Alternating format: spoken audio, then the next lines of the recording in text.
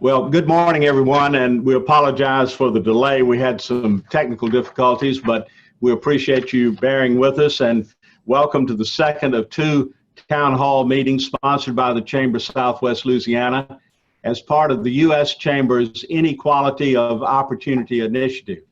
The Chamber Southwest is one of over 500 chambers and business organizations to support this effort. And due to the coronavirus pandemic, we're unable to have large gatherings, so we're conducting these town halls virtually, and we thank you for your patience and for joining us today.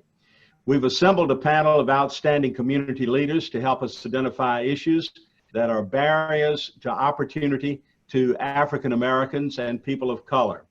And the four general areas of our concentration will be education, entrepreneurship, employment, and criminal justice reform.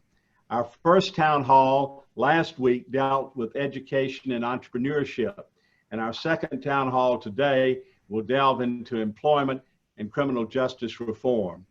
Our town halls have been supported by the Business Development and Inclusion Task Force of the Chamber, and we want to thank our task force members for their support.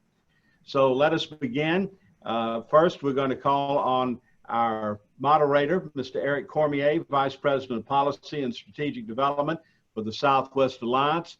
We're happy to have as our panelist, Attorney Todd Clemon and State Representative and retired District Judge Wilfred Carter. So Eric, take it away. Real briefly, I think we need to let Judge Carter in if he's not in. Again, provide him access if somebody could. We want to welcome everybody and thank you for your time. Let's get to it. We're a few minutes late, and we want to pose this question to Todd first, who's a longtime legal professional in the area, did Fed time, and now he's doing private time. How you doing, Todd? I'm doing fine, Eric. When you say do Fed time, I want to make it clear I wasn't incarcerated federally. Let's get that straight. I was employed federally.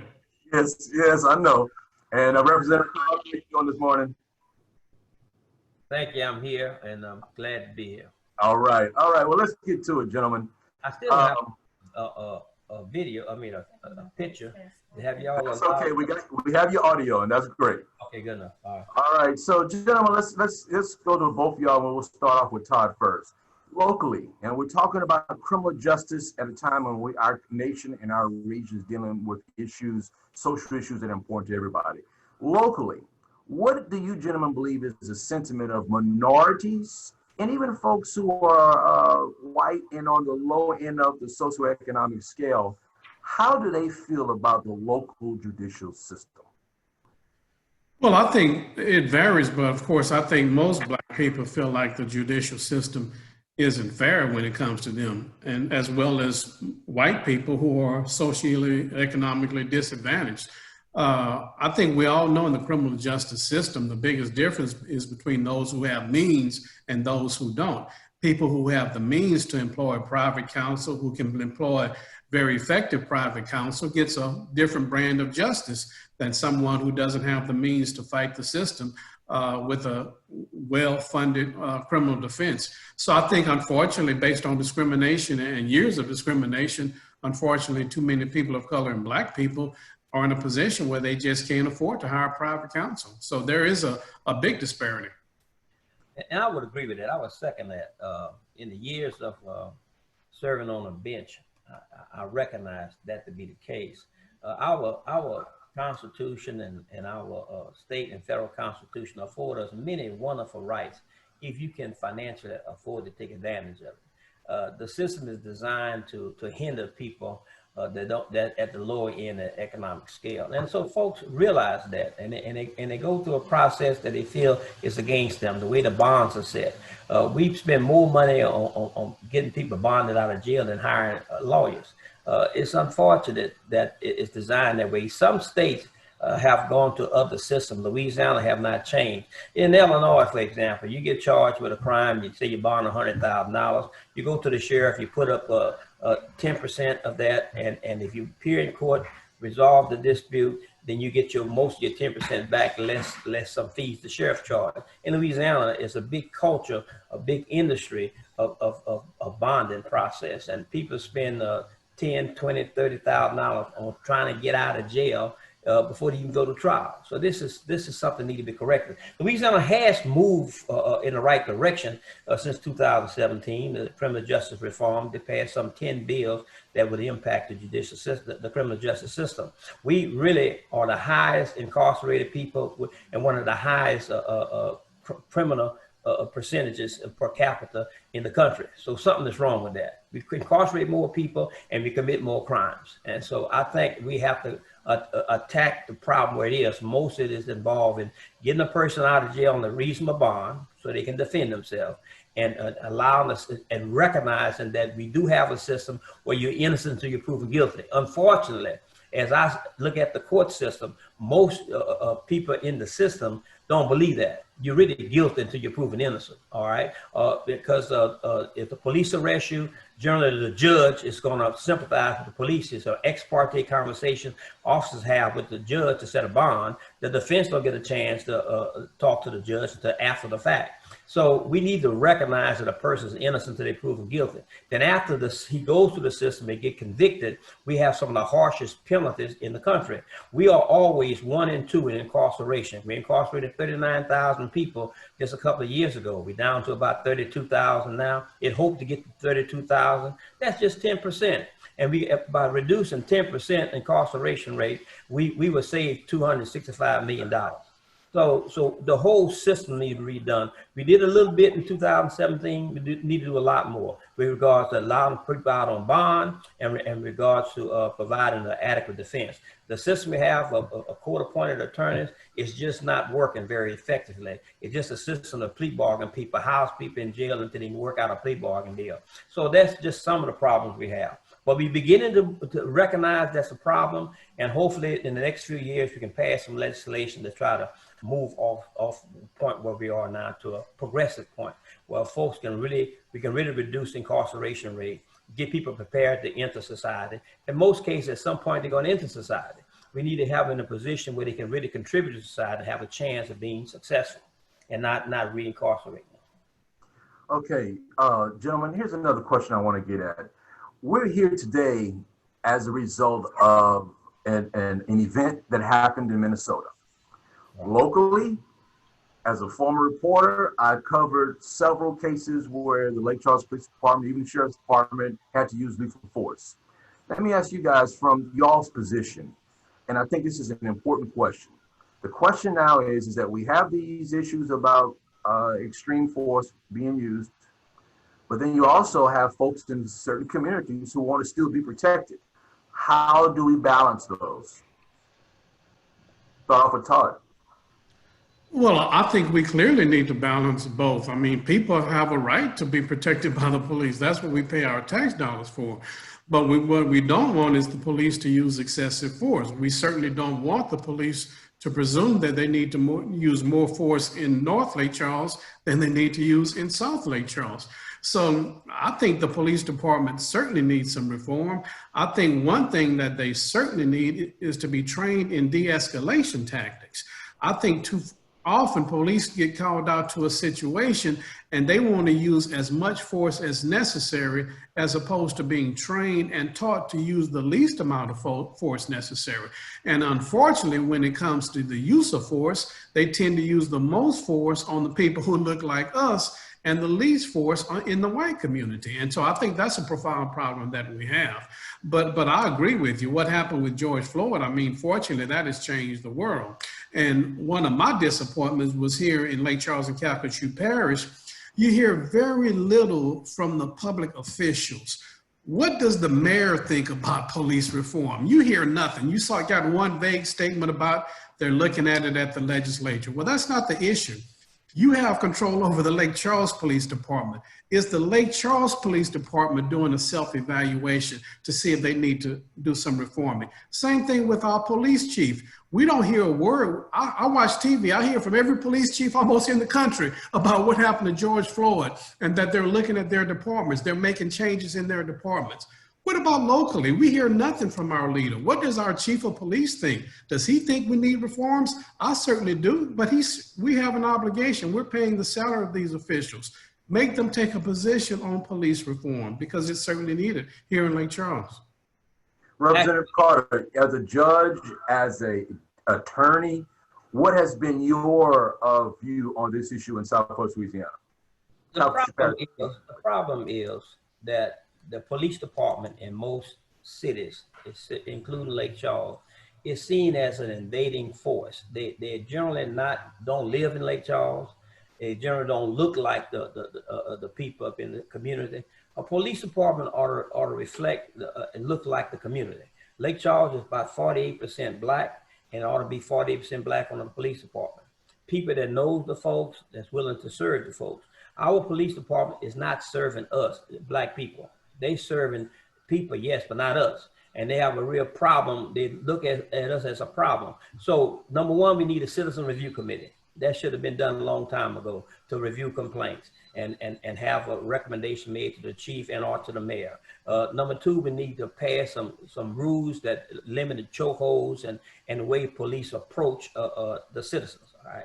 And we need to have a system in place where minorities can get hired as police officers. And so we don't have that. Until you have more blacks on a police force, you're gonna have this problem going to continue. That should be done all over the country. Actually, Obama administration had a program where you can apply to get assistance from the federal government to help train your police force to be more responsive to the citizens. What we doing about that in Lake Charles? Have Lake Charles apply for assistance? Of course, Trump cut out all those programs. I'm sure they're gonna be coming back in the future because we need to take advantage of this opportunity of the George Floyd situation in order to make these corrections. The number one thing you need a citizen review board. You need some type of civil service change on the civil service board, because a lot of times the civil service you're discipline a police officer and the civil service board undo it. So you need to make sure you have a parity, a cross section of people on the civil service board. Maybe having 5 people, 2 years, 3 blacks will be a majority. Maybe in the next 2 years, whites will be the majority, so that they can have an opportunity to have real input on how to deal with these police officers. How does our area, with law enforcement and the criminal justice system, deal with the perception that's been an age-old perception that the black side of town and communities is not as safe as the white? How do we address that in our neck of the woods? Well, you know, that's the perception, but that's not true. And I've lived in the black community all my professional life, my childhood, my adult life, and I don't see no more crime in North Lake Charles than South Lake Charles. Now, I do see more attention is given to the violation that happens. You may have a domestic violence call. You may have 5 police calls responding to 1 domestic violence call, you know, which is totally unnecessary. So it's sort of like an overkill type thing. But the police department leadership has to be changed. The attitude has to be changed. They're really not concentrating on public service. And, you know, in the old days, there used to be a police officer that knew everybody in the community. Deputy Shepherd, everybody knew him. He knew everybody. Hersey, everybody knew him. And he knew the good people and the bad people, the people that's prone to get in trouble. I've seen days when Shep and Hersey go arrest a person for murder and without even having to handcuff them, okay? Because they knew the people. These folks on the police department now, most of them don't even live in Lake Charles. They come from other areas. They make sure they hire people not from Lake Charles. And that's the biggest mistake we have. We got to have local people looking out for local people on the police force. So, what do you think?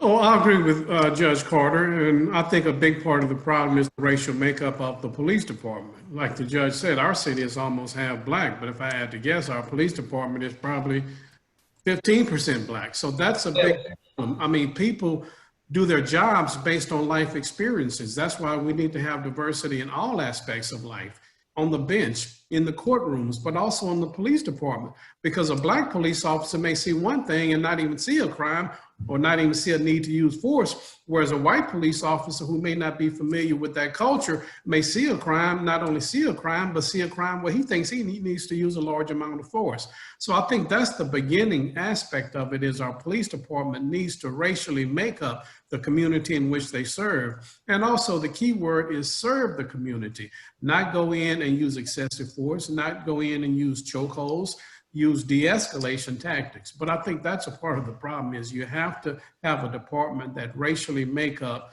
is consistent with the community in which they serve, because serving the community is the key. But I agree, I don't think there's any more crime in North Lake Charles than there is in South Lake Charles. I grew up in Gosport. I live in South Lake Charles now. There's crime in both sides of town. But I've always believed you see what you're looking for. So if you're looking for crime in Gosport, you're going to find crime in Gosport. But if you're not looking for it in South Lake Charles, you're not going to find it.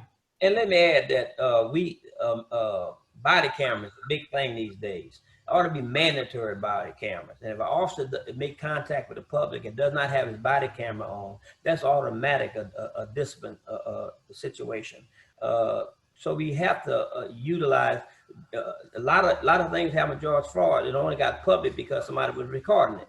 So these body cameras can be used to help the police in his argument that how he approached the citizens, and help the citizens as well. So we need that body camera, and I think there's federal funds available for body camera. Most of our officers got body camera on themselves and on the car, but they cut it off when they get ready to. That should be a violation, a disciplinary violation that will result in at least a suspension. So it comes from the top. The mayor and the chief of police have the attitude that this city ought to be responsive to all its citizens and make sure we have a cross section of people on the police force, and they're not a conquering army or somebody to keep the crowd in North Lake Charles under control. And look, let's be fair. I mean, and I want the audience to realize this isn't just about Lake Charles. There's Sulphur, right? Benton, DeQuincy, Iowa. Also, our sheriff department, it serves the rural areas. So this is an issue that we just don't want to focus it just on Lake Charles. Now, I want to reference something that both you guys, I know y'all know about, and I'm recollecting it because I remember in the late 90s, early 2000s, at the time it was Chief Ivey, when the Lake Charles Police Department made a brief switch into neighborhood policing. It was a federal program that got a lot of traction, changed over time. So I want to ask y'all, and this is the last question because we're at about 10:31 right now. We got to let our next panel come on. But is neighborhood policing a good idea that would benefit all residents in Southwest Louisiana? It's a great idea. Neighborhood policemen would provide a lot of the solutions to many of the problems, because you get to know the people. You get to have a relationship with the people. We get to know the folks you got to watch, the folks you can trust. And so I think that's a great idea. One time they started, they were talking about it. They had folks walking up with the beat back like they did in the old days. But some concept of neighborhood policemen would be helpful. But it's the whole problem is not so much what police officers do, but it's the attitude of the leadership. If you have a good chief of police that's concerned about the entire city, he'll make sure his people are doing the right thing. So it comes from the top, the mayor, the chief of police, the city councilman. They need, I don't know why they haven't passed a resolution requiring a mandatory use of body cameras and mandatory prohibiting the chokeholds. That's some things we can do locally. We haven't even started to do. We haven't even tried to do. So we got to call on our city councilman and our mayor to take the first step. But I think local police officers walking the beat or community police is helpful. That goes right back that the police department ought to look like the community. If you have a much more effective police department, if they look more like the community. Todd, what's your feeling, especially when you were working for the U.S. Attorney? That program was around that time. So I know you remember how that went. Right, and it was a very effective program, Eric, and I really don't know why we've gotten away from it, because I think it's very, very important that the police be ingrained in the community. I think that is a service to all of us. And I just want to reiterate one other thing is the Citizen Review Board. We know that police cannot police themselves. And I think that's a big part of the problem with the excessive force is officers know it's very, very rare that they're going to be penalized if they do use excessive force. It has to be almost an outlandish situation where everybody is obvious that that punishment needs to come. But if you have a review by citizens, I think you're going to see a lot more police realize that their behavior has to be controlled and they can't engage in outlandish illegal behavior without suffering the consequences. I think it's vital and it's long overdue. All right, folks. Well, we want to thank our panelists in this part one, and I'm going to throw it back to George. Thank you, Eric. And we especially want to thank our panelists, Attorney Todd Clemon and retired judge and now State Representative Wilford Carter, for being with us on this very informative program. And we thank all of you for joining us today. And now for our second sector, we're going to talk about employment. And we have as our moderator, Mr. Thomas Clemens, who is the owner of Pride Staff and a member of the Chamber Southwest Business Development and Inclusion Task Force. And let's see if we can bring Mr. Clemens on right here and get him set up. And we'll try to do that right now. And then we also want to bring as one of our panelists, Dr. William Mayo of Sewella. Let's see if we can get him on here. And all right. And then we have Crystal Scott, who is the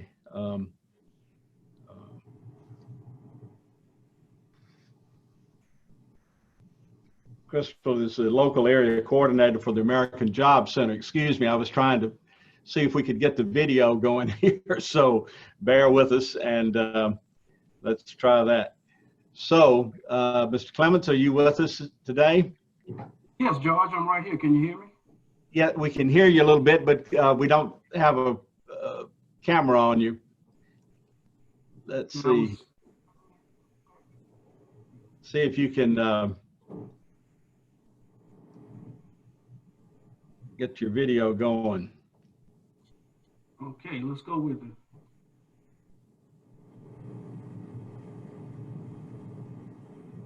All right. Well, for our panelists, if y'all can put your camera on, if you can do that, and I'll continue to work on this end. But let's go ahead, Mr. Clemens, if you'll start the program, please. Yes, George, thanks for having me. Can you see me now? Not yet. Okay. Anyway, we'll get started. We're fortunate enough to have a very esteemed panel. And from my perspective, I'm familiar with all three of them. We have Paul, PhD, Career Counseling Coordinator with McNeese State University. We have Ms. Crystal Scott, Local Area Coordinator with the American Job Center as part of the Louisiana Workforce Commission. And we also have Dr. William Mayo, who's Dean of the School of Transportation and Applied Technology with Sewella Technical Community College. And I think it's a panel that has a lot to offer to everybody. So welcome to the panel, and we'll get started with the questions. Is everybody here? I am here. I'm here. Okay, good. Glad for having me. When we first started having these conversations, we really were talking about it from the perspective of diversity and inclusion, and I think we're going to kind of stick with that topic, but we want to broaden it a little bit because, as you can see, with everything post-COVID-19, I think the whole dynamics of everything we're dealing with has changed somewhat. My first question to all of you is, how has the pandemic impacted any training programs that you have locally that employees might want to be made aware of? I'll go to you first, Crystal. So as far as training opportunities and the impact of COVID, I can speak more so from the funding side. I've actually found an uptick in training requests or requests for funding for training, and that just may very well be due to those that have been laid off or furloughed. They now have the time and the opportunity to receive some of that local training. So again, from the funding perspective, a bit of an uptick. Okay, what about you, Dr. Mayo? Here at Sewella, the impact for us has been just how we do it differently. How do we get, particularly dealing with programs that have a very big hands-on component, where you have to have people in labs, in classrooms with other folks to be able to learn the skills. So we have put in place different things to where we are social distancing, students are wearing masks. We're putting the pieces that have to be, that are lectured online. So we're doing synchronous and asynchronous learning. So we're just thinking differently and doing different things and coming out of the box that was built for us and making it more available. Okay, Paul? Yeah, certainly. One thing I have to give major props to a lot of our faculty and staff here at McNeese State University. When we pivoted back in March to go online, you know, they really stepped up. I really have to give a lot of props to Wendy Prater, who's our e-learning director here, she worked a lot of tireless nights getting us acclimated to an online environment. So respect to her.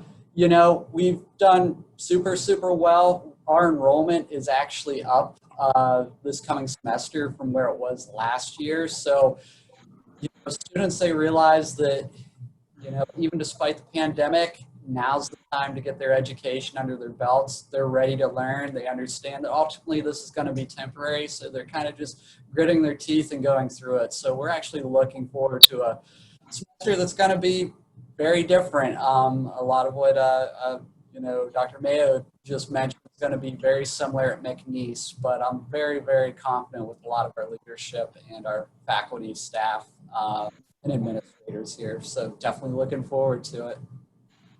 Okay, thank you. My next question, I'll ask it in the same sequence. How can local businesses, the local business community partner with institutions like each one of yours, and in your case, Crystal, with the American Job Center, as far as trying to make sure that they're addressing the needs and they're preparing to meet the needs of the training community? From the American Job Center's perspective, employers can help more by offering what we call work-based training. So that could be anything from on-the-job training where an employer agrees to bring on a new hire and just kind of coach them along, where there's some funding opportunities for salaries. Work experience is another option. Apprenticeship programs would be helpful, and also some form of maybe adult mentoring opportunities would all be helpful from employers. Okay, Dr. Mayo. Well, for us, employees need to keep doing what they've been doing in the past with Sorella, and that's being our partner and coming with us and working with our advisory groups to help us strengthen the trainings that we have, help us create new trainings that will be needed in the future, and help us to look at trainings that may have outlived its time, and help us either upgrade it or decide if we need to move on to something else. So we need them to continue being the great partners they've been in the past, and also continue hiring our students. So as we provide a workforce that is ready for them on day one. Yes, certainly. I would echo a lot of those statements from the previous panelists. Employers being fluid, being able to offer those positions. You know, one thing that I had spoken to Chuck O'Connor from IC Sherm about is something called a micro internship, something he was very excited about. We were actually going to talk about doing some implementation of that here prior to COVID hitting through a partner by the name of Parker Dewey, where maybe local employers, they may not necessarily have opportunity for a full internship experience, but maybe they have something project-based that can be remote or virtually. That is an exchange of value. Students can certainly provide opportunities for employers to maybe get some work done, and then the students get a lot of very tangible skill sets that they can leverage into a full internship or cooperative permanent position. So stay tuned for things like that. Okay. I know it's been a lot of conversation about the impact of these unemployment insurance premiums, subsidies from the federal government, and how they might impact worker availability. Seeing any of that, Crystal, I'll start with you. But I think to another extent, I think all three of you probably have some kind of thoughts on it from any perspective that you might have. Yeah, that is huge. You wouldn't imagine the number of phone calls that we receive from employers who are basically wanting to report those employees who are refusing to return to work.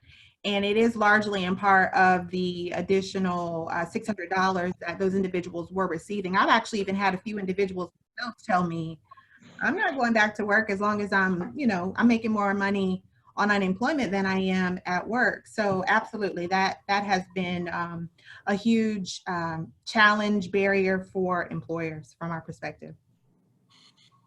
You saying it, Dr. Mayo?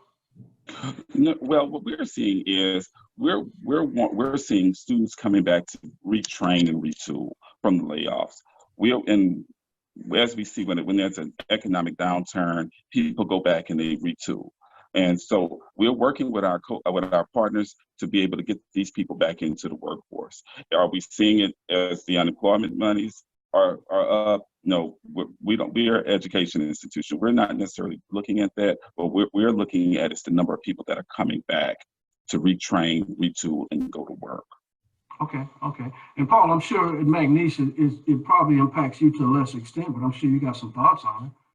Yeah, I would certainly echo Dr. Mayo's thoughts again with that. Anytime you see an economic downturn, you do see students returning to school.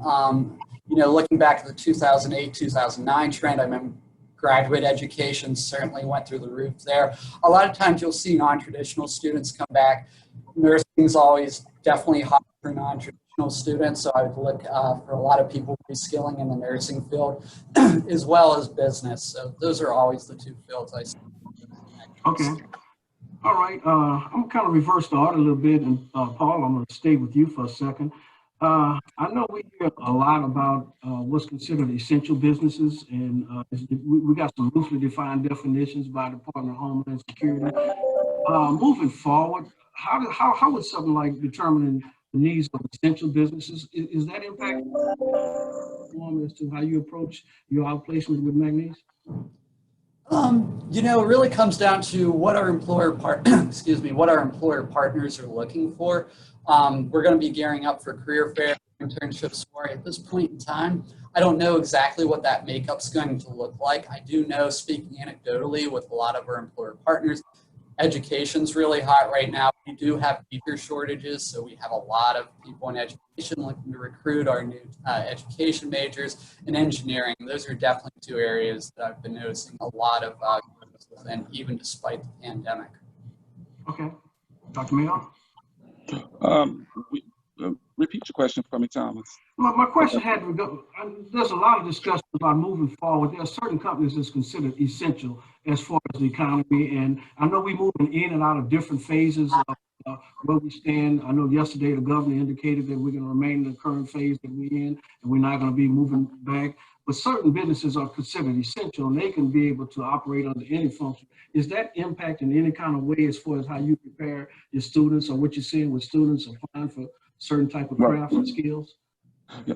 Well, we're always looking at how we get the employer what he needs in a timely manner or even quicker. We're looking at how we're taking in students and how we're completing them. And so there's job fairs, there's working with our departments, working with our advisory groups, working to meet the needs of what we have out there today.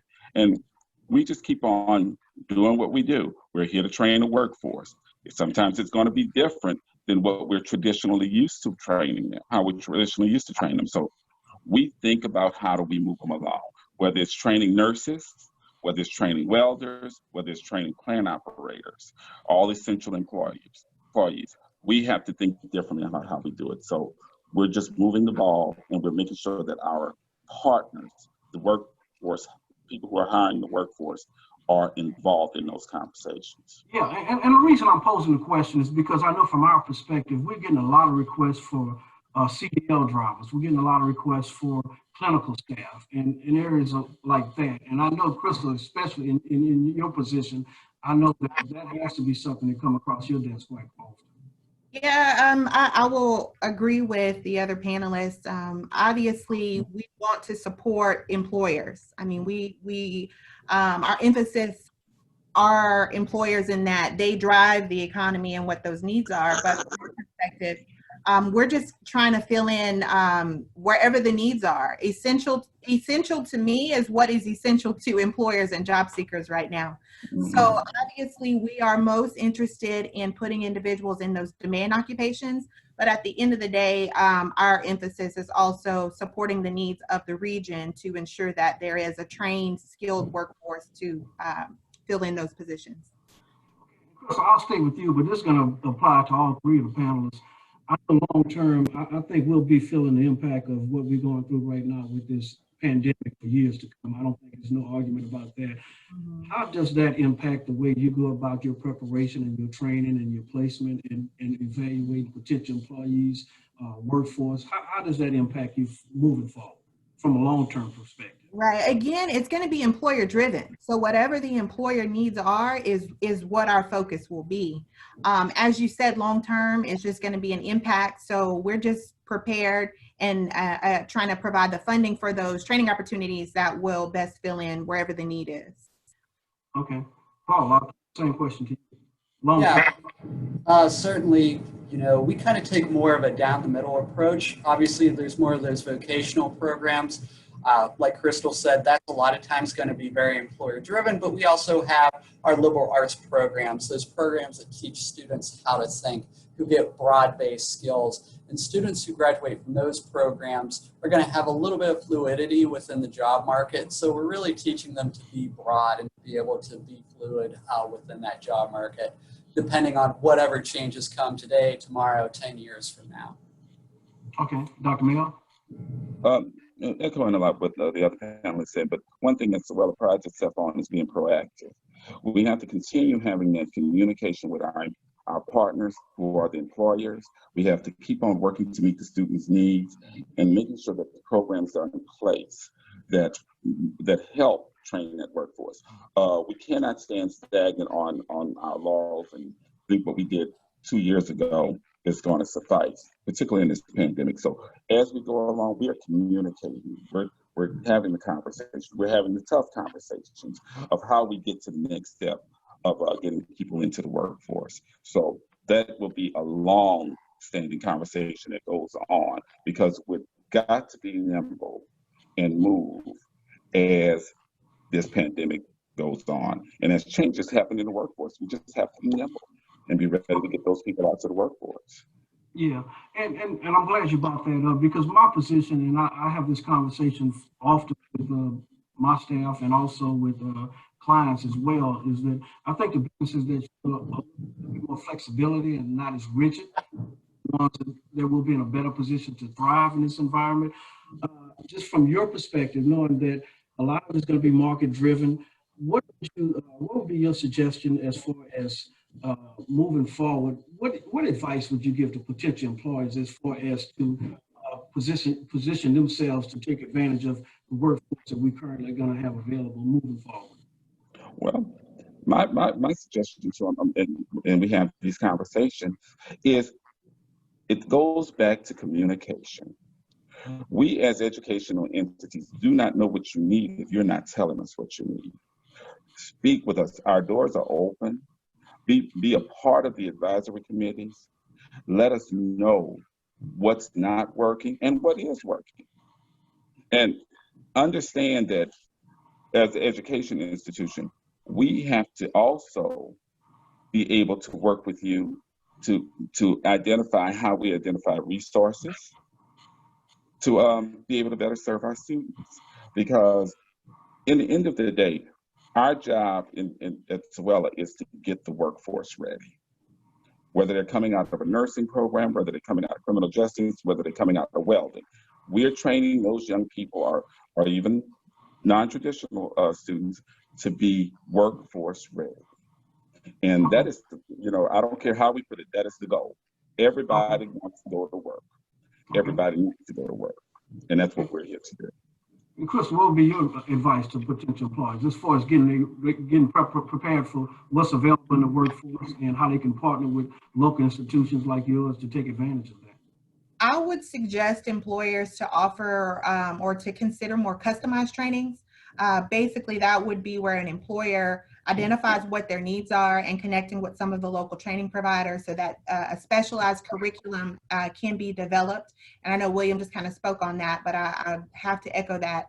And I find it ironic how a lot of our comments do kind of circle after each other, but customized trainings are going to be important because it's a win-win for the institution as well as the employer, because they're ensuring that they're getting the skilled and trained labor that they need for their particular industry. But also I would encourage employers to be a little bit more flexible and more creative and think outside of the box, perhaps even some type of, I mentioned mentoring or mock interview opportunities where job seekers can get that practice per se, but not be penalized, but at least giving that job seeker the opportunity to be in that environment and to be in that element to better prepare themselves for securing their career.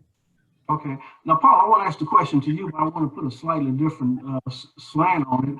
I know that one of the challenges that currently exist in higher education, and I know it's no different from Magnife from other institutions, it has to do with international students. That you've done a lot. I know we've had this conversation before. You've done a lot, and you continue to do a lot as far as trying to do things to place international students and make people aware that they are available. What word would you like to issue to employers as far as making sure that, I don't want to limit it to just your international students, but maybe just kind of give a brief mention about your international students and your population in general as far as what's available and what services that you could provide to us? Yes, certainly. I mean, obviously, right now, H-1B visas are kind of up in the air. That may change as we move forward, but we do still have international students on campus. We're going to have international students here in the fall. They're very eager. They're some of my most eager students that I have, and they're very, very talented. And hiring those international students, sometimes employers are a little bit intimidated because there's things like OPT, CPT, which are just acronyms for work authorization. And we partner with you to make sure that all of kind of that red tape is taken care of. It's a fairly easy and painless process, and a lot of employers don't realize that. So definitely, if you get any applicants from an international student, we can definitely partner with you to help you get that international student within your organization for an internship experience or even a semi-permanent experience. Okay. Now, Dr. Mill, I know several times you've used the word communication, and I'm big on that same word, so I can certainly concur. I do know that in my limited time that I've been open as a business person in Southwest Louisiana, in my conversations with you on several times, you've made it clear to me, so what has shown a willingness to be able to work with businesses as far as to tell a certain type of training program. We're getting a big push right now for a lot of HVAC positions and positions like that. In the event that me or another businesses want to get with Sewella and have a conversation about getting a training program going, what would be the protocol for that? Well, there's two directions that you can go. I would encourage, if you're looking for short-term training or that's going to get people out to the workforce quickly, you meet with our executive director of Workforce Solutions, Mr. David Hayes. If we're looking at creating programs that will be a long-lived program, then I think you would need to get with our Vice Chancellor of Academics, Dr. Paula Helms. And either way it go, the people who need to be at the table will be pulled in and work to look at this program to see how viable it is, see where it's going to go, and work to develop to meet the need that is put in front of us. So those conversations, either direction you go, will be a proper direction. That said, the key to it all, and I go back to communication, which I'm very big on, is that if you see a Sewella employee, grab them. They will direct you to who you need to go to, and those connections will be made. Because one thing we're big on, if there's a training that needs to happen, you mentioned HVAC, we have an HVAC training on campus that prepares people to go and work in the HVAC industry. And it is a short-term training. So, and it's one of the trainings that Ms. Scott will support from the American Jobs Center. So there are programs out there already. So just back to the key, communication. Get with us. Let us know what you need. Okay. So let me segue back to you. I think that the American Jobs Center, I've been a big proponent of yours and what you guys do. I think you're one of the best kept secrets in Southwest Louisiana. That being said, just kind of give us a quick overview of some of the training programs, the different ways employers can partner with you as far as to take advantage of whatever programs that might be available to them that a lot of people are not aware of. Right. So as I mentioned before, on-the-job training is huge. That's where an employer would bring on an employee. We would reimburse up to 50% of that individual salary for that individual to work on that site for up to 6 months. Work experience is a very similar program where an employer would agree. We can recruit these individuals or they can be referred to us. We can pay that individual salary in full. That would be for a more entry-level position, but we could pay that position in full for up to 6 months. Apprenticeships are huge. Apprenticeship basically would be more along those customized training lines that I spoke about, in where the employer would indicate the type of training that, let's say, a particular person in the medical field needed. They would identify that curriculum in conjunction with the training provider, and we would pay that tuition to attend that training. But we could also pay a portion of that individual salary once that training has been completed. We can cover support costs, whether it be for uniforms, books, again, tuition.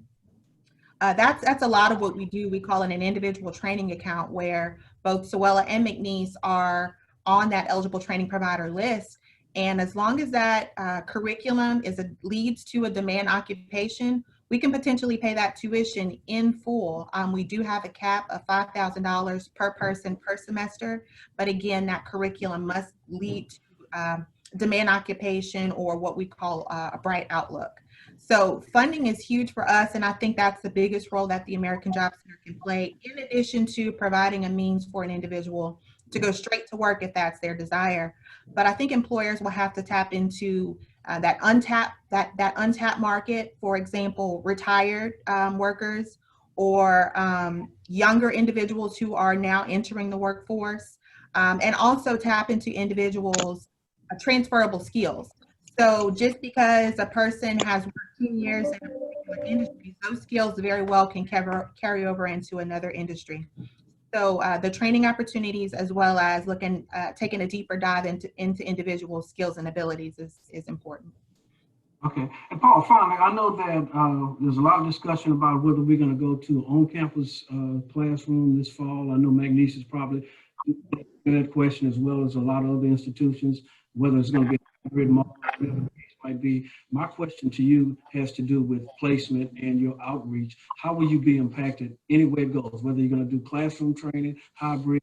How can me as an employer want to get in touch with McNeese and talk to you about some career opportunities for some of your upcoming graduates? How would that be impacted by this, your approach to your classroom training or non-classroom training? Yeah, certainly. I'm going to be doing a number of workshops with faculty during the semester in different forms. Some of our faculty is going to be in person, some is going to be virtual. So I'm going to be virtual and in person. We're going to be doing social distancing, mask, things like that if we're in person. As far as the recruiting side of things, we're going to be going forward with all of our normal recruiting initiatives. We're going to be virtual probably with all of them. Career Fair is going to be ramping up here. And it's actually going to be a really good deal for employers who want to take part in Career Fair. We're going to have a reduced price for sponsorship, but regular registration is going to be free. So you can take part in our virtual Career Fair this coming semester for free. We're looking to still do internships for you with the Alliance. We're going to be doing our teachers recruitment fair. So all that stuff, it's still going to flow.